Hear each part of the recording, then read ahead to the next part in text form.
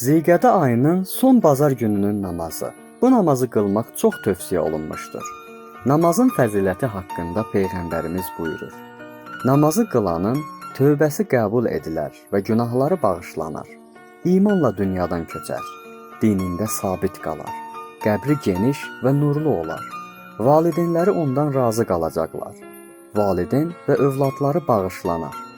Ruzisi çoxalaraq bərəkət tapar. Ölüm mələyi ölüm anında onunla səbirlə davranar. Canı asanlıqla əlindən alınacaq. Namazın qılınma qaydası belədir. Bazar günü gün çıxandan gün batana kimi qılınır. Qusul və dəstəmaz alınır.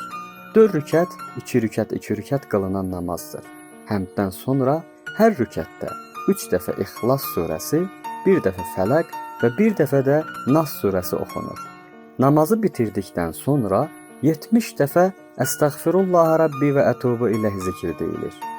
Bağışlanma dilədikdən sonra La havlə və la quvvətə illə billahil aliyyil azim Ya əzizu ya qafur İğfir li zunubi və zunubə cəmi'i mu'mininə vəl mu'minat Fə innəhu la yəğfiru zunubə illə ənt zikri deyilir.